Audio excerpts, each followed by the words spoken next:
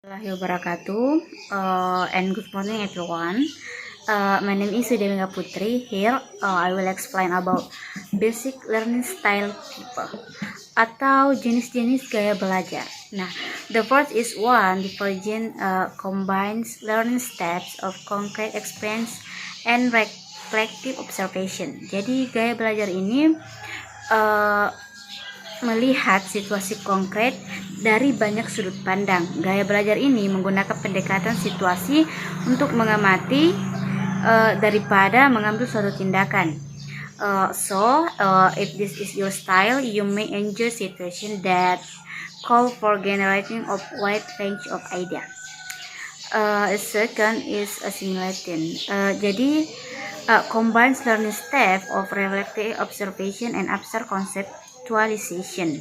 Jadi gaya belajar ini di mana seseorang untuk memahami berbagai informasi dan membuatnya secara singkat dan masuk akal untuk agar seseorang tersebut dapat mudah memahaminya. Jadi jika ini gaya belajar yang Anda gunakan, ini sangat mempermudah untuk Anda memahami suatu informasi. The third is one convergent. Combines learning step of abstract conceptualization and active experimentation.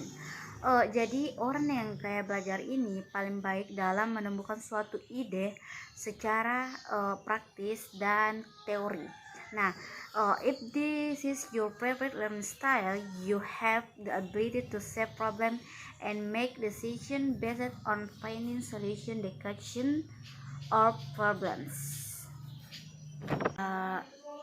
Gaya belajar ini combines learning step of active experimentation and concrete experience. Orang dengan gaya belajar ini memiliki kemampuan belajar terutama dari pengalaman langsung yang mereka alami. Jadi if this is your style, you probably enjoy trying out plans and involving yourself in new and challenging experience. Jadi mengenai pertanyaan dari gaya-gaya belajar ini, read the extract again and answer the question. Number one, if you have a diverging learning style, would you like to put a new idea immediately into practice? Yes. Number two, if you have an assimilating learning style, would you like reading about theories? Yes. Number three, if you have a convergent learning style, would you like helping to just solve an argument? Yes. Number four, if you have an accommodating learning style, would you like to try out something new rather than read about it? Yes.